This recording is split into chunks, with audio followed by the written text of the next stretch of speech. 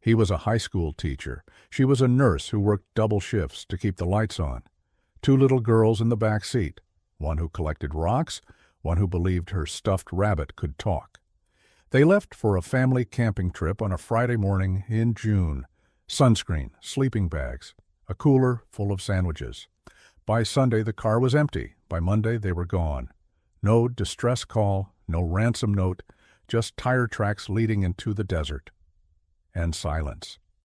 For 13 years, investigators believed they'd gotten lost, that the heat had taken them, that Death Valley had swallowed them whole and would never give them back.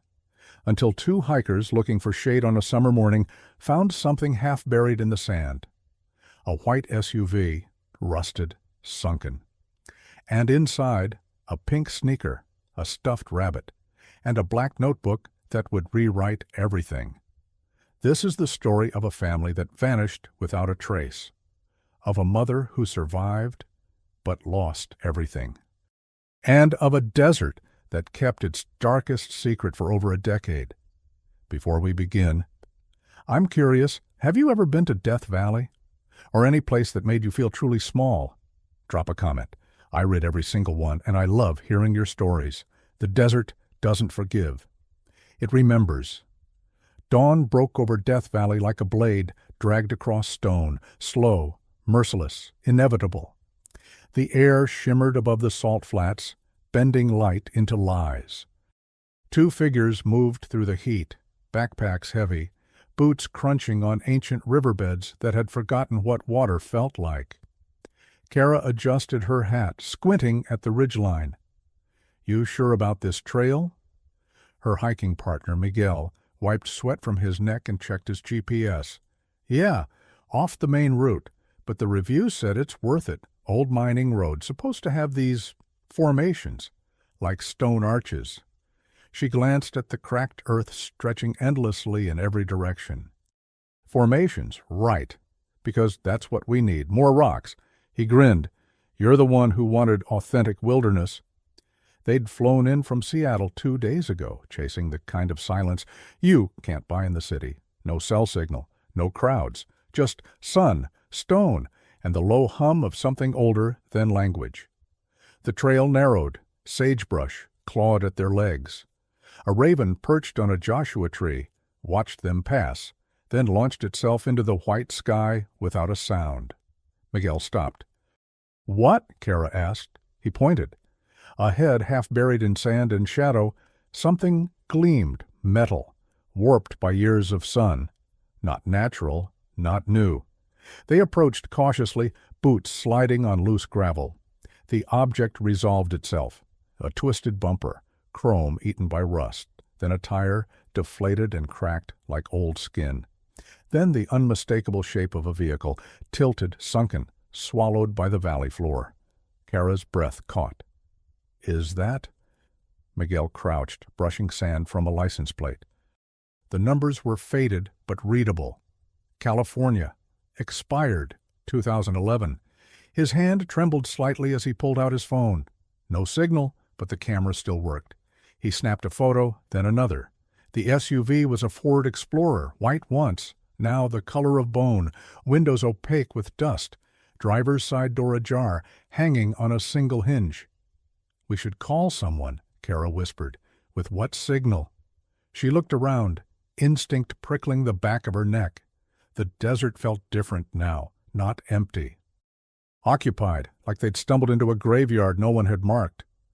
Miguel leaned closer to the vehicle, peering through the cracked windshield, and froze. "Kara?" His voice had changed, tight, thin. "What?" He didn't answer, just stepped back, hand over his mouth.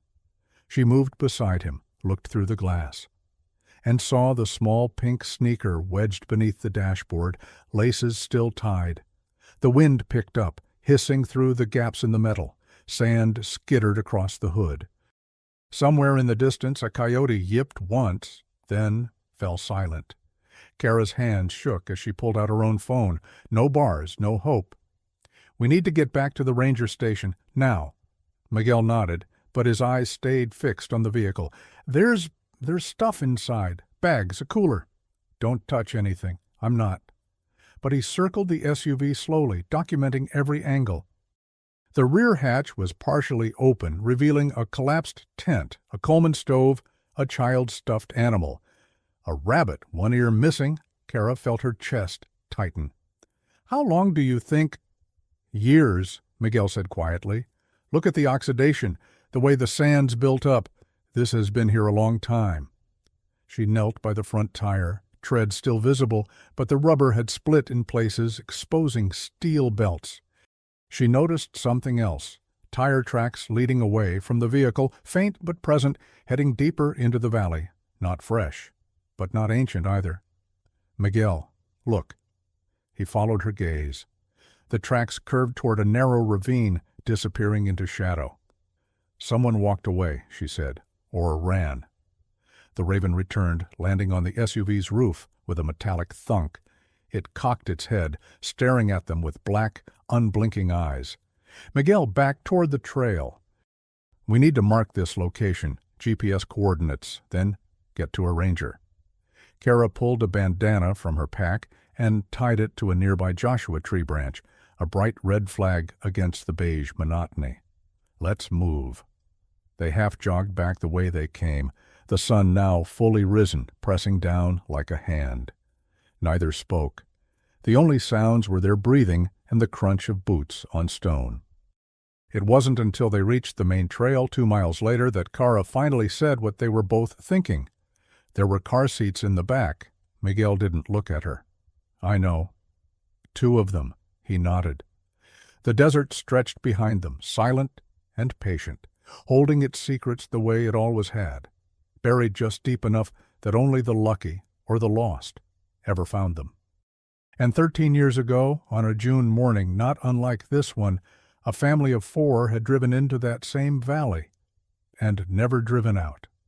Before the desert took them, the Harding family was the kind you'd see in a commercial, smiling, ordinary, the type that made you believe in Sunday dinners and summer road trips. David Harding taught high school biology in Riverside, California.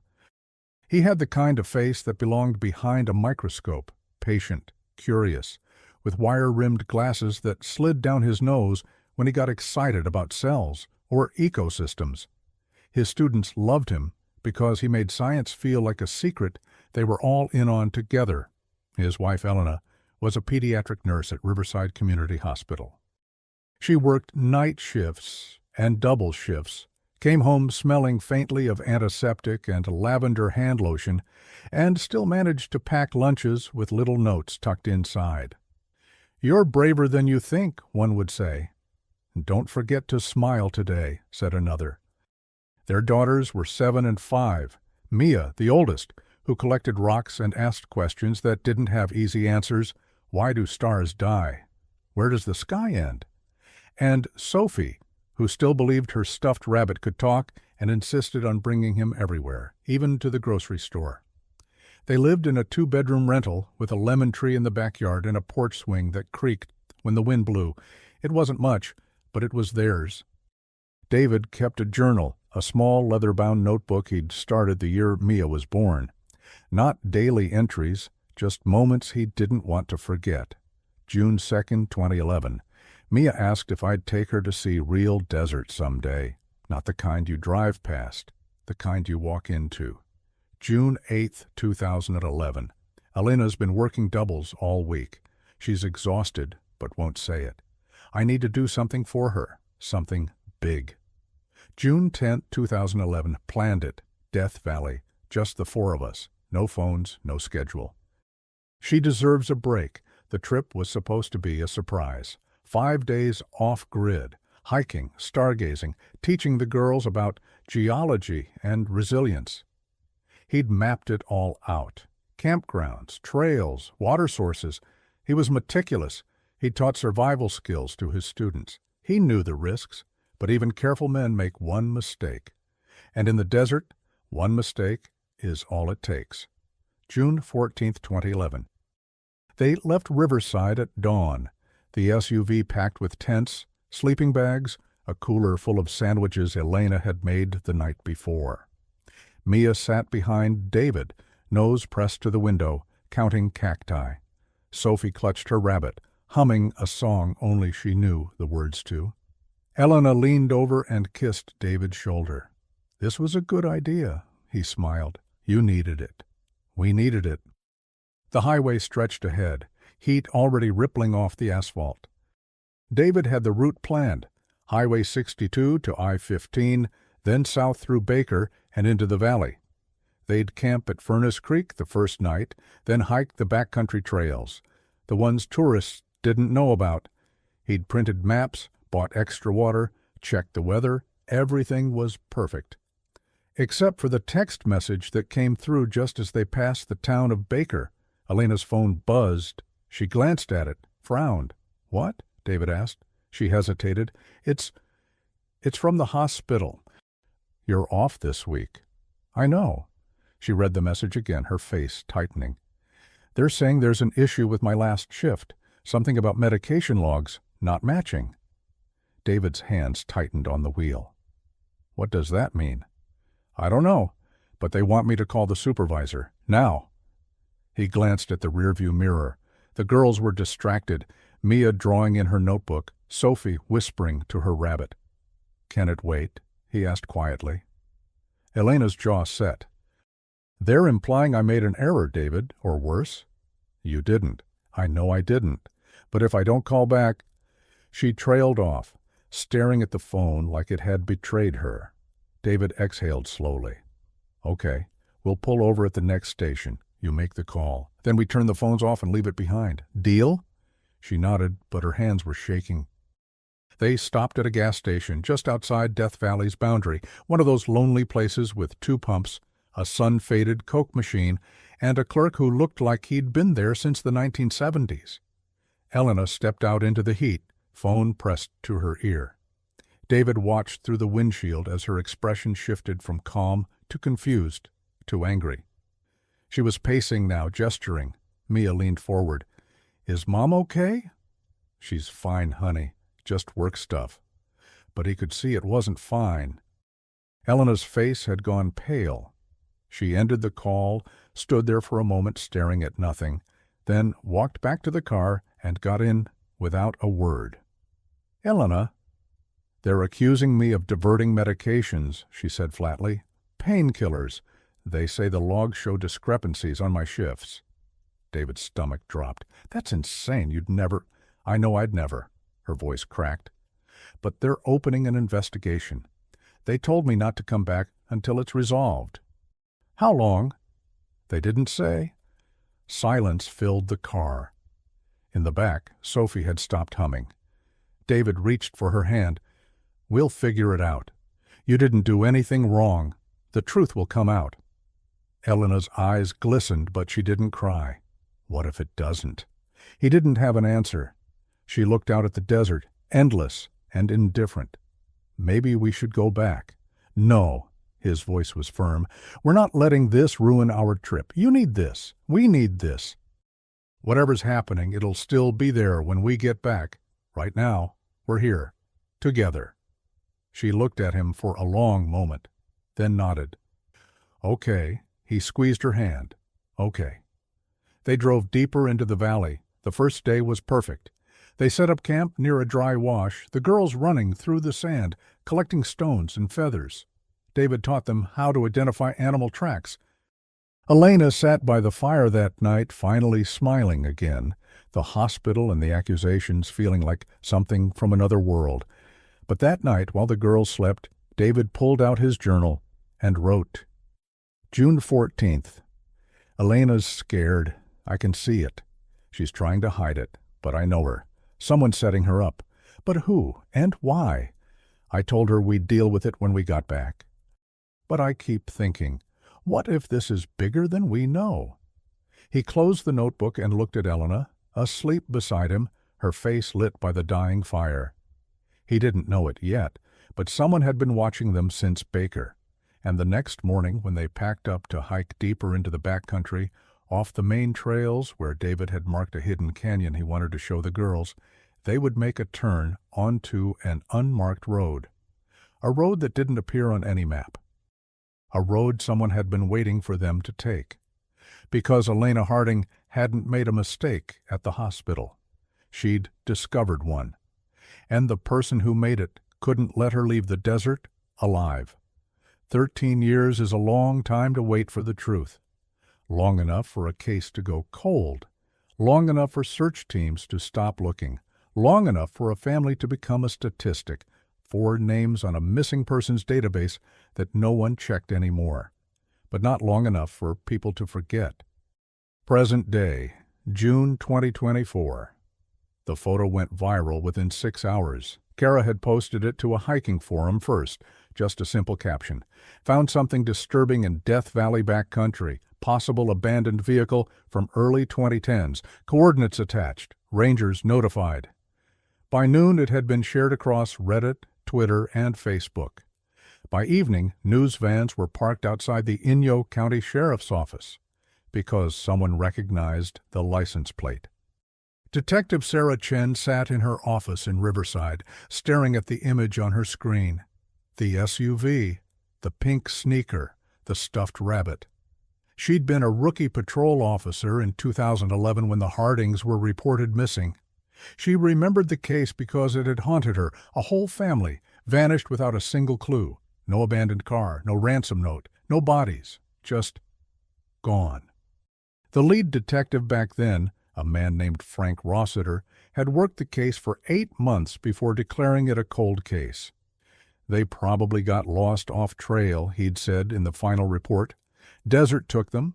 Happens more than people think. But Sarah had never believed it. David Harding was too careful, too prepared. And the timing, Elena being accused of medication theft just days before, felt wrong, convenient. She picked up her phone and dialed. Inyo County Sheriff, how can I... This is Detective Sarah Chen, Riverside PD. I need to speak to whoever's handling the Death Valley recovery. A pause. That'd be Sheriff Ortega. Hold, please. Static. Then a deep, weathered voice. Ortega. Sheriff, my name is Sarah Chen. I worked the missing persons case for the Harding family back in 2011. I just saw the photos from your hikers. Yeah, we're bringing a recovery team out tomorrow morning. Remote location, gonna take some work. I want to be there. Another pause. This is our jurisdiction, Detective. I know, but this was my case. I owe it to them. She could hear him breathing, considering. You know Death Valley? I've done search and rescue training out there. I can handle it. All right. Meet us at Furnace Creek Visitor Center. 1800 hours. Bring water and sun protection. It's going to be a long day. Thank you, Sheriff. She hung up and opened the old case file. Yellowed papers, faded photographs, witness statements that led nowhere. But now, finally, there was somewhere to look. The recovery site was a nightmare to reach. Sarah rode in the lead vehicle, a reinforced Jeep driven by Sheriff Ortega, a man in his late 50s with sun-scorched skin and eyes that had seen too many bodies pulled from the desert. Behind them, 2 more trucks carried forensic techs, a coroner's assistant, and equipment. Miguel and Kara had agreed to guide them back to the location. They sat in the second vehicle, silent, still processing what they'd stumbled into. The terrain was brutal, no roads, just dry washes and rock fields. They drove for 90 minutes before Cora pointed. There, the Joshua tree with the red bandana. They parked and continued on foot, hauling gear through sand that grabbed at their boots like hands. And then they saw it. The SUV looked even more haunting in daylight, bleached, skeletal, like something that had died slowly and been left to mummify. Crime scene tape was already being strung up in a wide perimeter. Ortega approached cautiously, gloved hands, camera ready. Sarah followed, her heart pounding.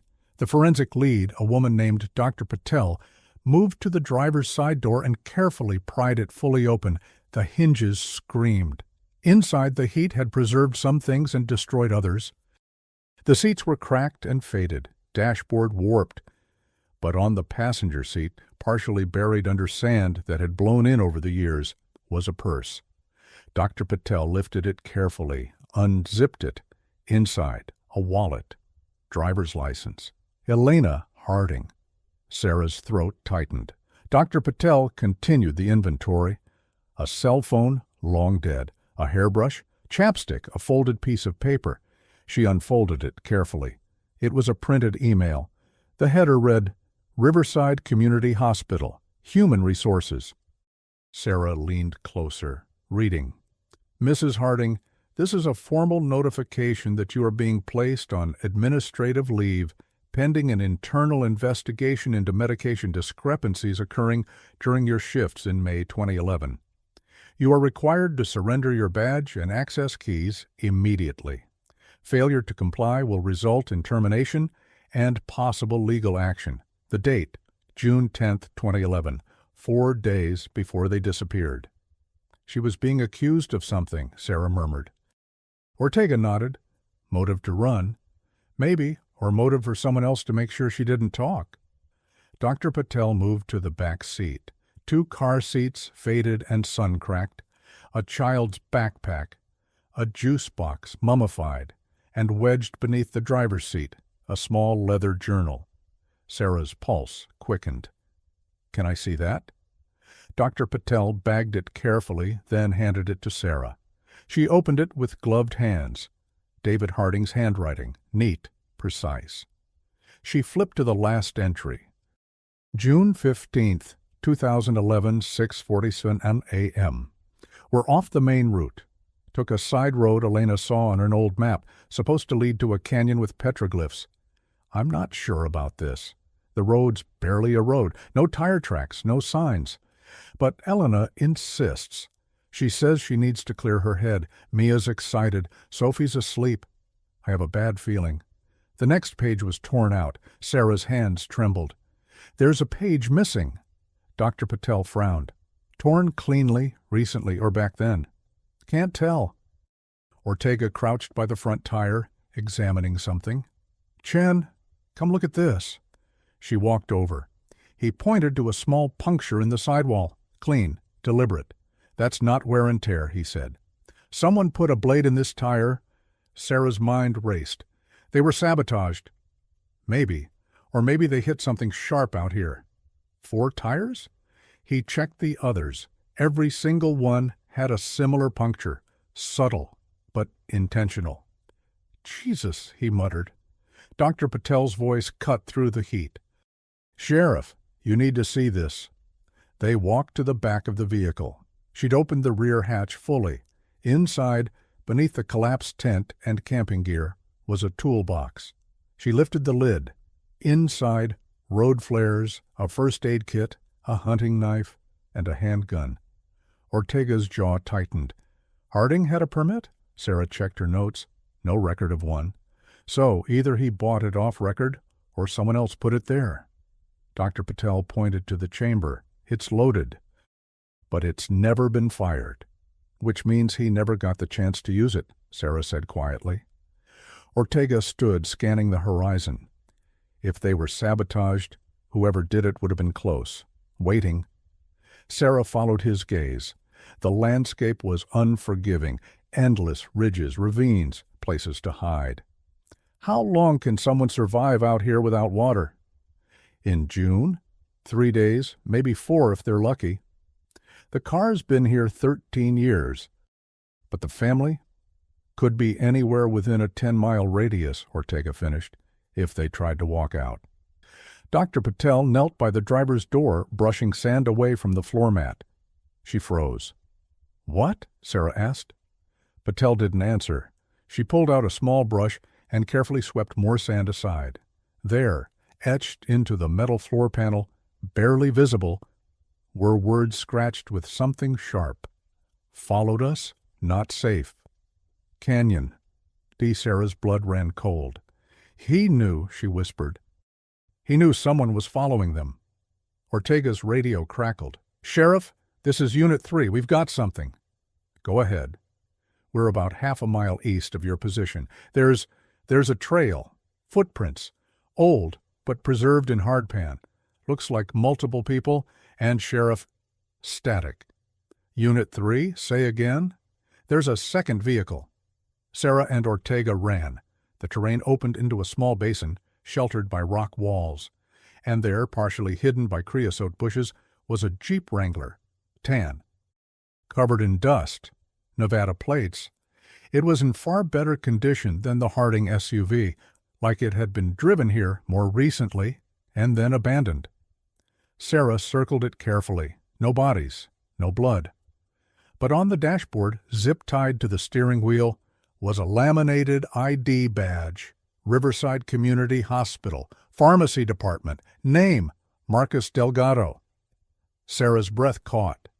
She pulled out her phone, scrolling through the old case files she'd downloaded. There, a list of hospital employees interviewed after Elena's accusation. Marcus Delgado, pharmacy supervisor. He'd been the one who flagged the medication discrepancies, the one who reported Elena. And according to the file, he'd resigned 2 weeks after the Hardings went missing. No forwarding address. No reason given. "Ortega," she said slowly, "I think we just found our suspect." The sheriff's face darkened. "Then where the hell is he?" Sarah looked toward the canyon David's note had mentioned, a narrow crack in the rock face, shadowed and deep. "There," she said. And somewhere in the silence of the desert, a raven called out, sharp, insistent, like a warning that had come too late. The canyon mouth gaped like a wound in the earth, narrow, jagged, swallowing light. Sarah stood at the entrance, sweat already soaking through her shirt despite the early hour. The air here felt different, cooler, heavy, like the rock itself was holding its breath.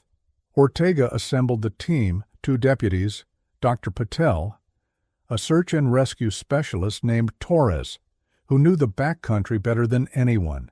They geared up, headlamps, ropes, water, radios. Torres studied the opening, his weathered face unreadable. "This canyon's not on any map," he said. "Old miners might have known about it, but it's been forgotten for decades. Unstable rock, flash flood risk, no reason to go in unless you're desperate." "No, or hiding," Sarah added. Torres nodded grimly. "Or hiding." They entered single file, boots crunching on loose stone, the walls pressed close, streaked with rust-colored minerals and ancient watermarks from floods that came once a century. Above, the sky reduced to a ribbon of blue. 50 yards in, Torres stopped. He crouched, examining the ground. "What is it?" Ortega asked. "Footprints, old but protected from wind by the overhang," he pointed. "Adult male, size 11, maybe 12. Hiking boots, and here," he shifted, "smaller prints, kids' shoes." Sarah's chest tightened. "The Hardings."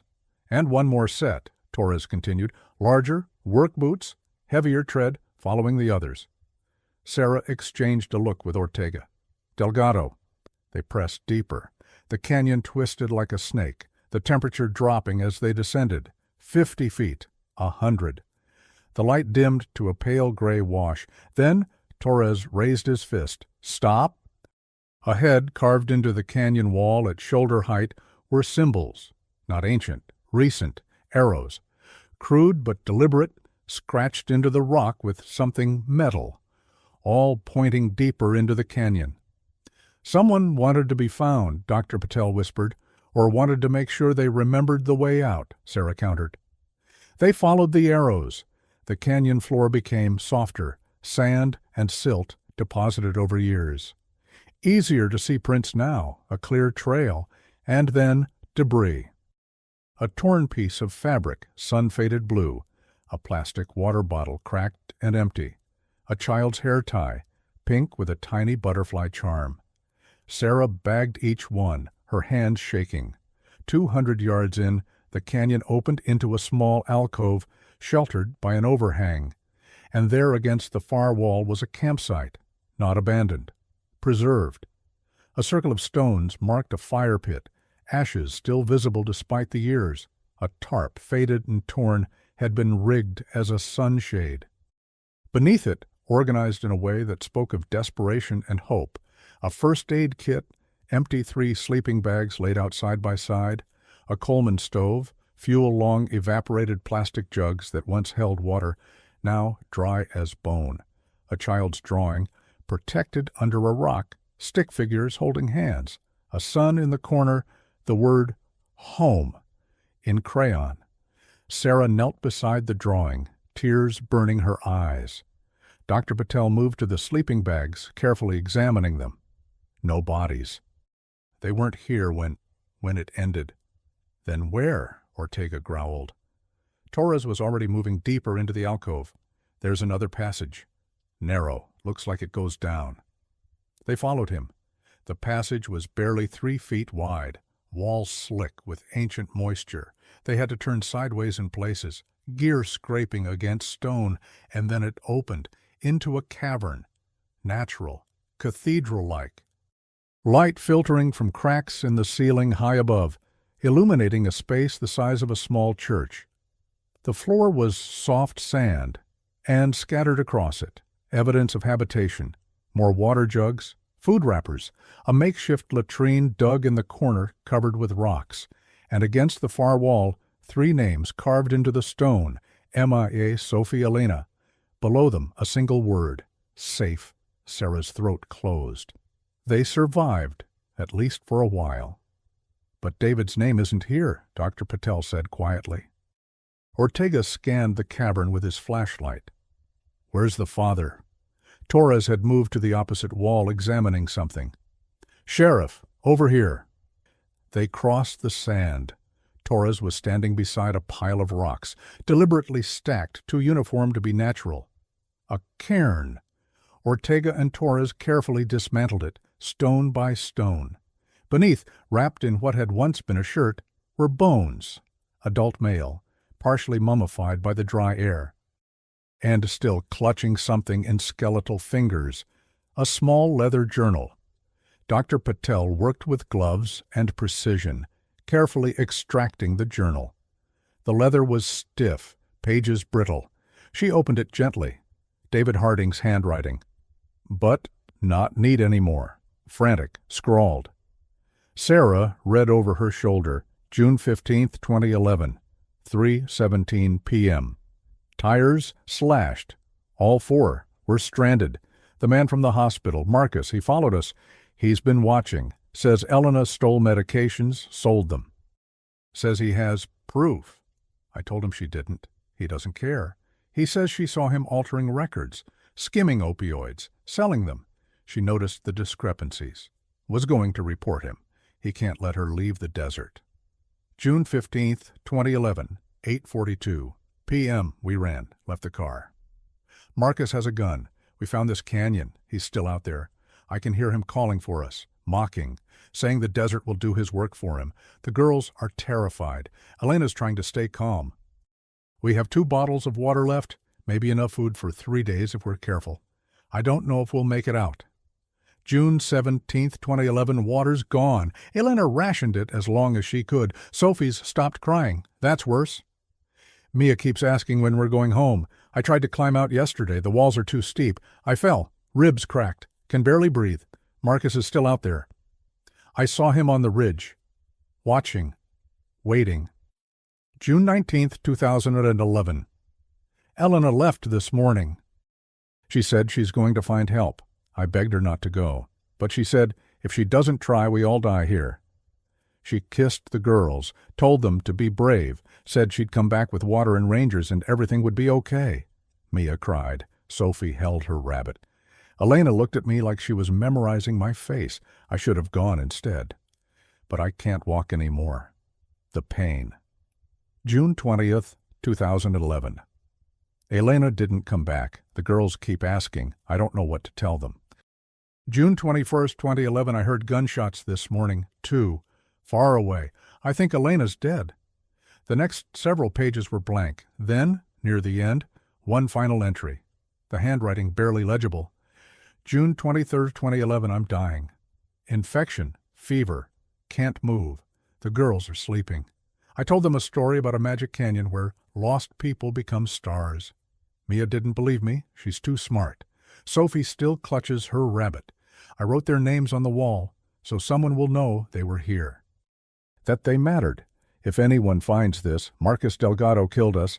Tell the police. Tell everyone. Elena, Mia, Sophie, I'm sorry I couldn't save you. The journal ended. Sarah closed it carefully, tears streaming down her face. Ortega's jaw was clenched so tight she could see the muscle jumping. The girls! Dr. Patel was already searching the cavern, flashlight sweeping every corner. Nothing. They're not here, she said softly. Torres climbed to a higher ledge, peering into crevices. There's another passage, small. A child could fit. They followed it, crawling on hands and knees through a tunnel that twisted upward, claustrophobic and dark, and emerged onto a narrow ledge overlooking a ravine. 50 feet below, half buried in sand and scrub, were two small shapes. Sarah's legs nearly gave out. "No," she whispered. "No, no, no!" But Torres was already rigging ropes. It took an hour to reach them. Two bodies, children, partially preserved by the dry heat. They were lying side by side, as if they'd fallen asleep together. Mia's arms were wrapped around Sophie. Sophie still held her rabbit. They'd died within sight of the canyon rim, so close to freedom, so impossibly far. Dr. Patel examined them gently, professionally, though her hands trembled. Dehydration, exposure. They probably tried to climb out after David died, got disoriented, fell. Ortega turned away, fist pressed against his mouth. Sarah knelt beside the girls, her heart a shattered thing. "We'll bring you home," she whispered. "I promise, we'll bring you home." But one question remained, hanging in the burning air like a vulture. Where was Elena Harding, and where was Marcus Delgado? Because neither of them were in that canyon, which meant somewhere in the vast, indifferent desert a killer and a mother had walked away, and only one of them had survived. The investigation exploded. Within 48 hours, the Harding case went from cold to national headline. News crews descended on Death Valley. The FBI opened a joint task force. David, Mia, and Sophie's remains were transported to the coroner's office in Riverside, where hundreds lined the streets in silent vigil. But two people were still missing: Elena Harding and Marcus Delgado. Sarah worked around the clock, operating on caffeine and rage. She pulled every record she could find on Delgado: employment history, financials, known associates. The picture that emerged was damning. Marcus Delgado had worked at Riverside Community Hospital for 6 years as a pharmacy supervisor. Impeccable record, no red flags. Until 2010, when his younger brother was killed in a car accident. Medical bills, funeral costs, debt. That's when the discrepancies started, small at first. A few pills here and there, opioids that went missing during inventory. He'd been careful, altered digital records, forged signatures, but Elena had noticed. She'd been reviewing medication logs for a patient audit and found inconsistencies on shifts when only Delgado had access. She'd flagged it to HR quietly, not wanting to accuse a colleague without proof. HR opened an internal investigation, and Delgado found out. He flipped the script, accused her of the thefts, submitted falsified evidence, and leveraged his 6 years of credibility against her too. HR believed him. Elena was placed on leave. Delgado kept his job, but he knew she wouldn't let it go. She was meticulous, honest. She'd keep digging until the truth came out. So he followed them into the desert and made sure they never came back.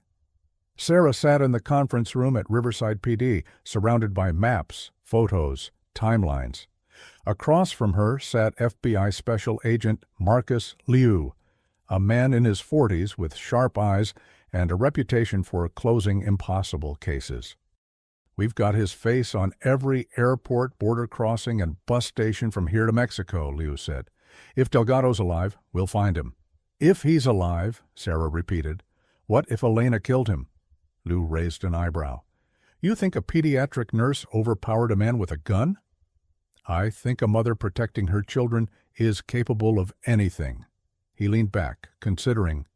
David's journal said he heard 2 gunshots on June 21st. If Elena confronted Delgado, she might have won, Sarah finished, or they both died out there. Or, Liu said slowly, Elena's been alive this whole time, hiding. Sarah's pulse quickened. Why would she hide? Her family's dead. She's the victim. Is she? Liu pulled out a folder. We ran financials on the Hardings. Buried in Elena's credit history, she had a second bank account David didn't know about. Opened 3 months before they disappeared. Small deposits. Cash. Untraceable? Sarah's stomach twisted. How much? $12,000. That doesn't mean... And guess whose credit card was used at a motel in Barstow 2 weeks after the Hardings went missing? Liu slid a receipt across the table. Sarah stared at it. Elena Harding. June 28, 2011. Her hands went cold. No, that's not possible. She was in the desert. We have her signature. Security footage is long gone, but the motel clerk remembers. Said a woman checked in alone, paid cash. Left after one night. Sarah felt the ground shifting beneath her.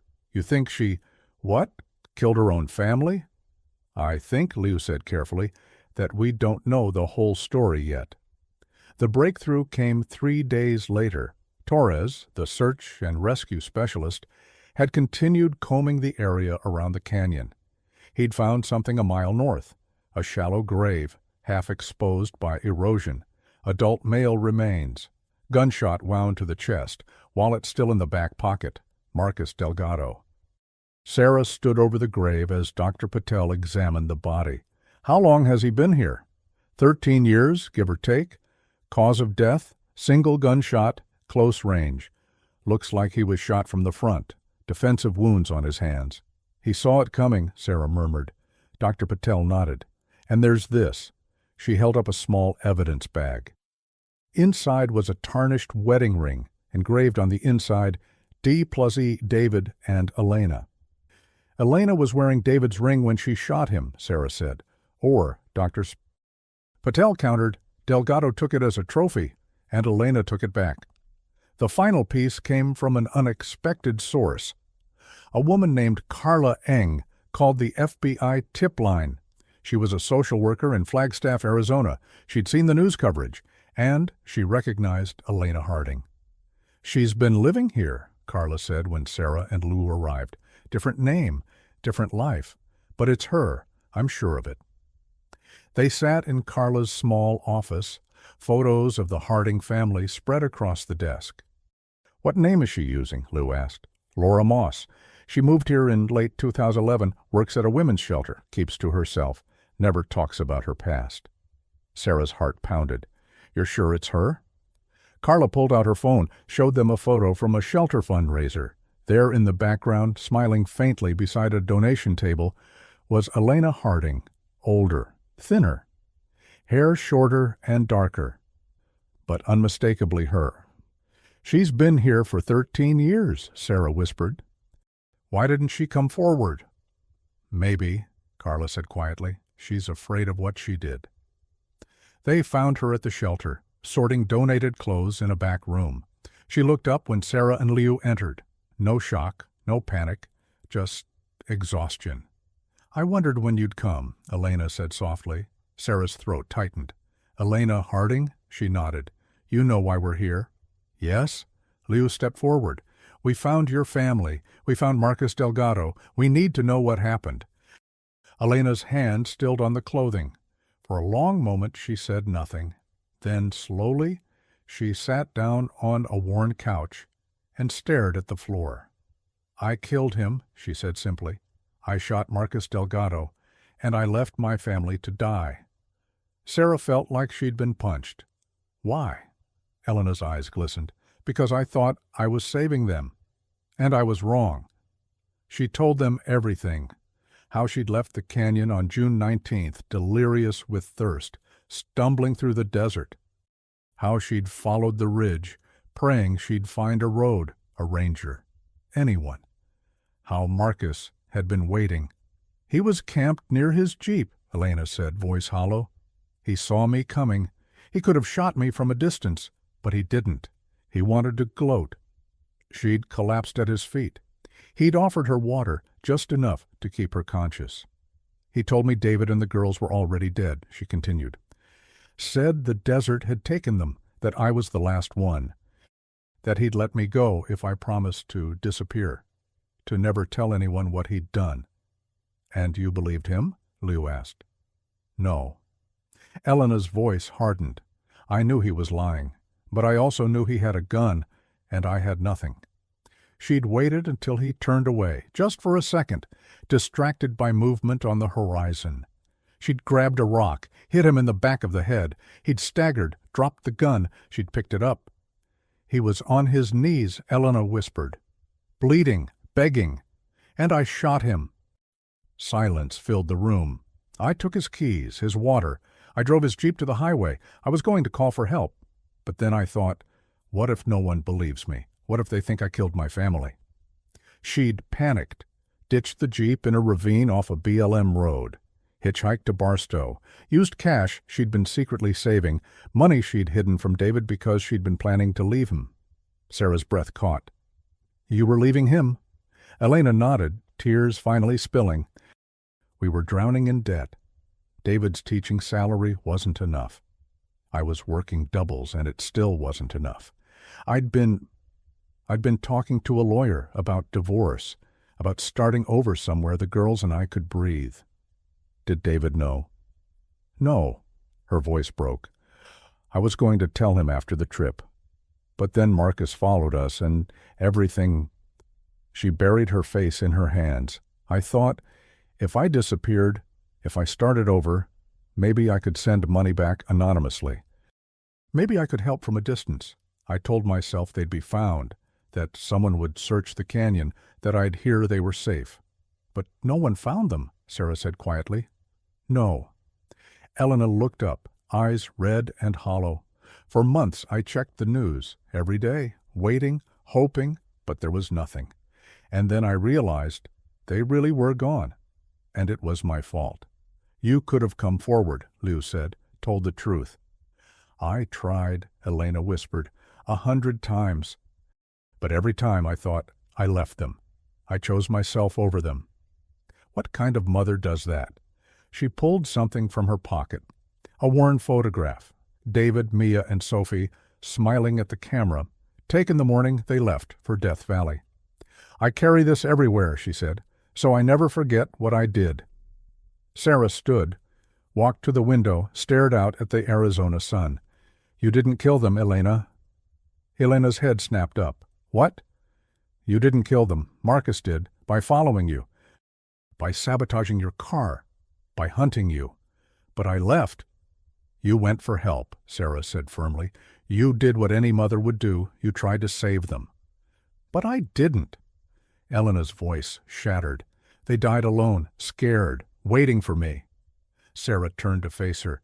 David wrote in his journal, he said you were brave, that you kissed the girls goodbye and promised to come back. They knew you loved them. Elena sobbed. And Mia and Sophie, they died together, holding each other. They weren't alone.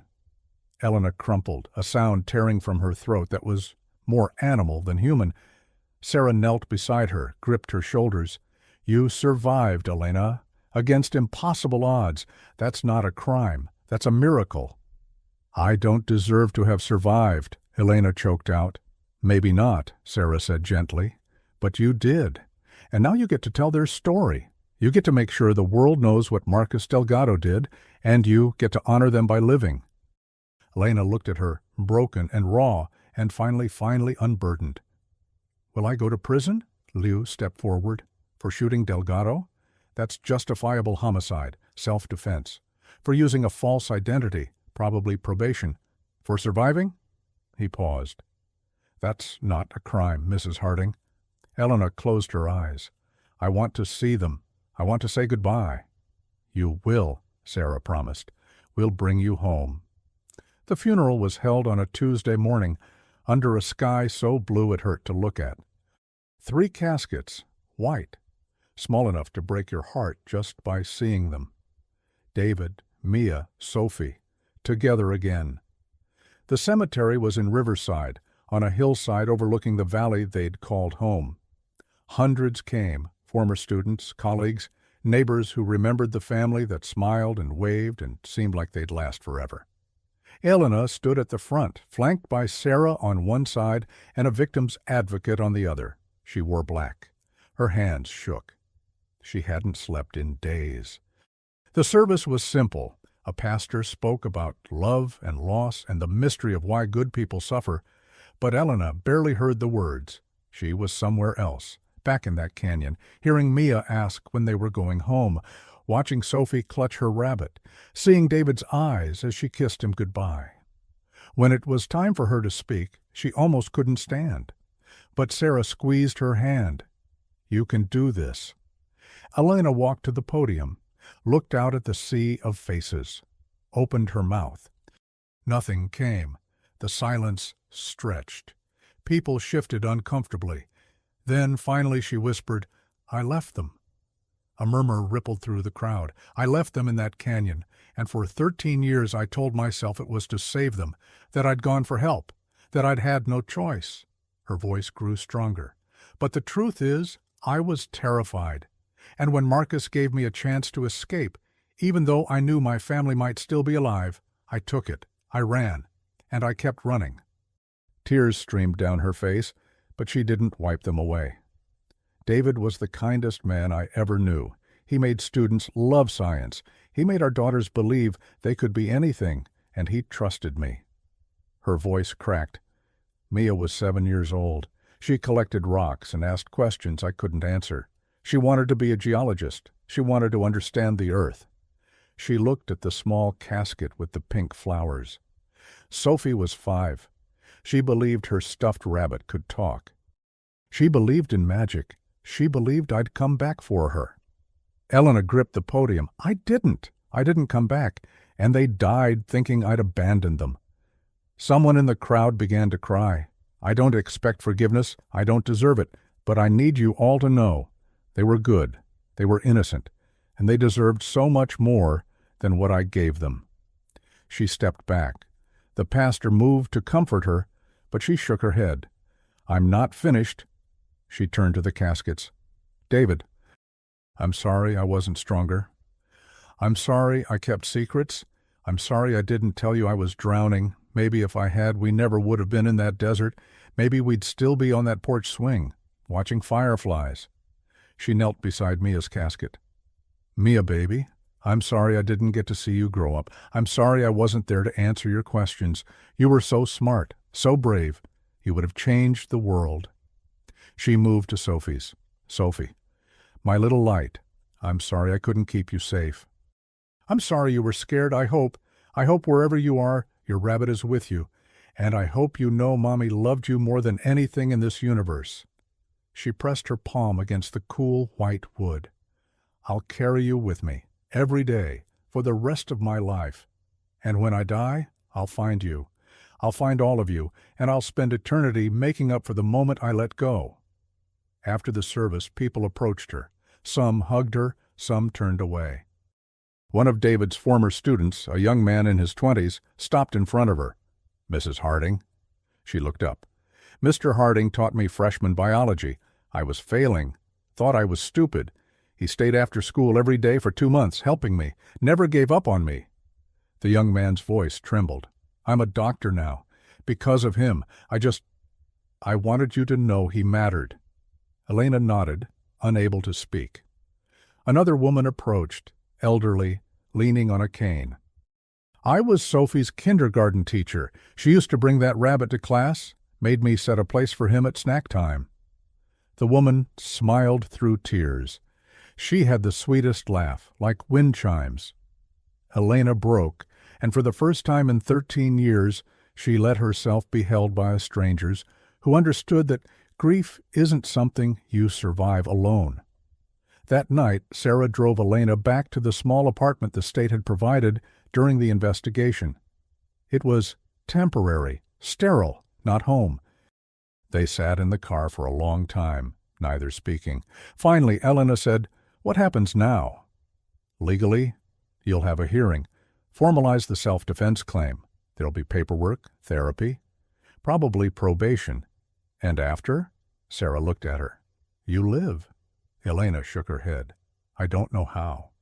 You start small. You wake up. You breathe. You take one step, then another. For what? Everyone I loved is gone." "Not everyone." Elena frowned. "What do you mean?" Sarah pulled out a folder she'd been carrying.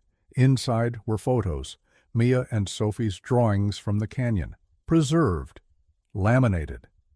"I thought you might want these." Elena's hands trembled as she took them. The stick figures, the sun, the word home. "They drew this the last day they were alive," Sarah said gently. "They were still hoping, still believing. That's who they were, Elena, and that's what you honor, by not giving up." Elena stared at the drawings, tears falling onto the plastic sleeves. "I don't know if I'm strong enough." "You walked out of a desert that killed your family," Sarah said. "You survived 13 years, carrying a secret that would have destroyed most people. You stood in front of a crowd today and told the truth. You're stronger than you think." Elena looked up. "Why are you doing this? Why do you care?" Sarah was quiet for a moment. Then, "Because I was the rookie cop who took the missing persons report in 2011. I was the one who promised we'd find you, and for 13 years I failed. It wasn't your fault. Neither was it yours." They sat in the silence of that shared understanding. Finally, Elena opened the car door, paused. "Sarah?" "Yeah?" "Thank you for bringing them home." "You brought them home," Sarah said. I just helped carry them." 3 months later, Elena stood in front of a different grave, smaller, newer. Marcus Delgado, 1978, 2011. There were no flowers, no mourners, just a simple stone marking the place where a man who'd destroyed lives was buried. Elena didn't come to forgive him. She came to face him.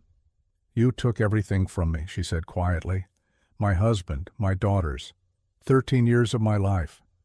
The wind moved through the grass, but you didn't win, because I'm still here. And they, David, Mia, Sophie, they're not forgotten. People remember them. People love them." She crouched, placed a single stone on the grave. A tradition she'd learned meant I was here. I remember. "You'll be forgotten, Marcus. Your name will fade. Your grave will sink into the earth, and no one will care." She stood. "But my family, they'll live forever. In every person David taught, in every child who hears Sophie's story and learns to hold on to hope, in every woman who sees my mistakes and chooses differently." She turned to leave, then paused. "I'm not afraid of you anymore. Not your memory, not your ghost. You're nothing, and I'm free." A year after the funeral, on a warm June morning, Elena returned to Death Valley, not to the canyon. She couldn't, not yet. But to the ridge above it, the place where her family had last seen the open sky. Sarah came with her, and Torres, and Dr. Patel. They carried 3 markers, handmade, carved from wood, painted white. David Harding, beloved husband, and Father Mia Harding, curious soul, Sophie Harding, light of the world. They placed them along the ridge, anchored against the wind, facing east toward the sunrise. Elena knelt between Mia and Sophie's markers, placed her hands on the wood. "I'm trying," she whispered. "I'm trying to live the way you would have wanted. I'm helping other families now. At the shelter, making sure kids don't go hungry, making sure mothers have a way out when they're trapped." She looked up at the endless blue. "I think about you every day. I dream about you every night. And some mornings I wake up and forget, just for a second, that you're gone. And then I remember. And it breaks me all over again." Her voice steadied. "But I keep going, because you would have wanted me to, because David believed people could survive the impossible, because Mia asked questions that didn't have easy answers, because Sophie believed in magic." She smiled through tears. "I love you. I'll always love you, and one day, maybe not soon, but one day, I'll see you again, and I'll hold you, and I'll never let go." The wind carried her words across the desert, over stone and sand, and the bones of the earth. And somewhere in the vastness, a raven called, not a warning this time, a farewell, 5 years later. The desert blooms in spring, if you know where to look. Wildflowers, purple, gold, crimson, erupting from ground that looked dead just weeks before. Proof that even the harshest places hold life, waiting. Elena stood on the ridge again, but this time she wasn't alone. Beside her were 15 women, survivors of violence, addiction, homelessness, women she'd helped through the shelter, women who'd learned her story and decided that if she could survive, maybe they could too. They'd hiked out together. A pilgrimage, a promise. "This is where my family died," Elena said, voice steady now, tempered by years of therapy and truth-telling. "This is where I ran, where I chose survival over sacrifice. And for a long time, I thought that made me a monster." The women listened, the desert wind pulling at their hair. "But I've learned something. Survival isn't selfish. It's necessary. Because if you don't survive, you can't heal. You can't help. You can't honor the ones you lost by becoming who they believed you could be." She looked at each of them. David taught science. He taught that life adapts. That species endure not by being perfect, but by refusing to quit. Mia asked impossible questions. And that's how we learn. Sophie believed in magic, and that's how we hope. Elena knelt, placed fresh flowers at the base of each marker. "They didn't die, so I could spend my life punishing myself. They died because a broken man made a choice, and I survived because, despite everything, I made a choice too." She stood. "I chose to keep walking, and so can you." The women descended the ridge together, helping each other over loose rock and uneven ground. At the base, Sarah waited with water and shade, her detective's badge now accompanied by a supervisor's pin. She'd been promoted. The Harding case had made her career, but more importantly, it had given her purpose. "How'd it go?" Sarah asked as Elena approached. "Good. Hard, but good." They walked together toward the vehicles, the group chattering behind them, nervous laughter, shared stories, the sound of people learning to breathe again. "You ever regret it?" Sarah asked quietly. "Coming forward? Going through everything that followed?" Elena considered. "Every day. And never." Sarah smiled. "That's the most honest thing I've heard all week." "I think about them constantly," Elena continued. "David, Mia, Sophie. I wonder who they'd be now. What Mia would have studied in college, whether Sophie would have kept that rabbit into her teenage years." "She absolutely would have," Sarah said. Elena laughed, small but real. "Yeah, she would have." They reached the cars. The women were loading up, planning where to stop for lunch, already making plans for the next hike. One of them, a young woman named Janelle, who'd escaped an abusive marriage, approached Elena. "Thank you," Janelle said, "for sharing your story. For showing us it's okay to survive even when it feels wrong." Elena hugged her. "It's more than okay. It's essential." As the group drove away, kicking up dust that glittered in the afternoon sun, Sarah and Elena stood together in the silence. "You know what David would say if he could see you now?" Sarah asked. "What?" "He'd say you finally learned to read the mirrors, not the noise." Elena's breath caught. She remembered David saying that about driving his truck, about navigating by reflection instead of distraction. "Yeah," she whispered. "He would." That evening, Elena returned to her apartment in Flagstaff, no longer temporary, no longer borrowed. Hers, filled with photos now, mementos, a life slowly rebuilt from wreckage. On her desk sat David's journal, returned to her after the investigation closed. She opened it sometimes when the grief felt like it might swallow her whole, read his words, heard his voice. Tonight, she opened it to the last page, the one that had been torn out and found separately, years later, in Marcus Delgado's Jeep. The FBI had recovered it, returned it to her at the trial. It read, June 15th, 2011, 11:34 p.m. Elena's asleep, the girls too. I can't stop thinking about what she told me tonight, about the money she'd been hiding, about wanting to leave. I'm not angry, I'm heartbroken. But I understand. I failed her. I let my pride keep us poor. Let my dreams of being enough trap us in debt. She was drowning, and I didn't see it until she was already gasping. If we survive this, and I have to believe we will, I'm going to tell her something. Love isn't about staying when it's easy. It's about choosing each other when everything's falling apart. And if she needs to leave to save herself, I'll let her go, because her survival matters more than my ego. Elena, if you're reading this someday, know that I loved you completely. Even when I didn't show it well, even when I failed. And whatever choice you made to survive, I forgive you. I hope you forgive yourself. Elena closed the journal, tears streaming. I'm trying, David, she whispered. I'm trying. 10 years after the discovery. The Death Valley incident had become a documentary, a podcast, a Dateline special. But for Elena, it was simply the worst and best thing that had ever happened, because it had killed her family, but it had also given her a reason to live for others. She'd written a book, After the Desert, A Mother's Journey from Guilt to Grace. The proceeds went to organizations helping families in crisis. She'd testified before Congress about mental health resources for survivors of trauma. She'd opened a second shelter, this one in Riverside, named the Harding House, with photos of David, Mia, and Sophie in the entryway, a reminder that love endures beyond death.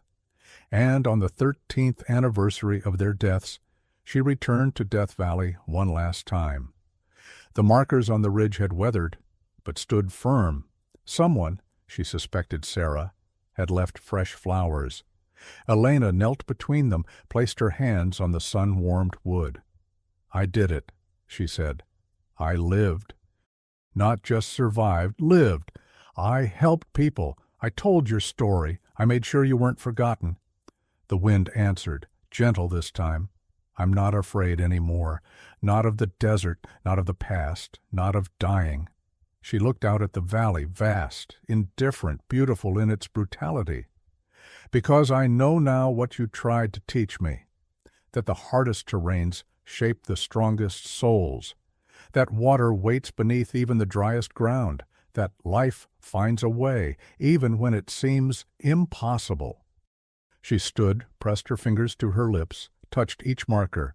I'll see you again, but not yet. I still have work to do. As she walked back to the trail, she passed two hikers, young, excited, mapping a route with GPS and enthusiasm. They nodded. She nodded back, and kept walking. Behind her, the desert held its secrets, some revealed, some still buried, waiting for the right moment, the right person, the right light to bring them into the open, because the desert doesn't forgive. But it remembers, and sometimes, if you're brave enough to face it, it teaches you that survival isn't the end of the story. It's the beginning. Detective Sarah Chen retired in 2029, her final case file stamped closed. Harding family resolved. Elena Harding lived to be 73, surrounded by the women she'd helped, the families she'd saved, and the memory of the three people who'd taught her that love doesn't end when life does. She was buried on the ridge in Death Valley, beside David, Mia, and Sophie. 4 markers together again. And on clear mornings when the sun rises over the valley and the wildflowers bloom where nothing should grow, hikers sometimes report hearing something strange. The sound of a child's laughter carried on the wind, a father's voice telling a story about stars, a mother's whisper saying, I'm home.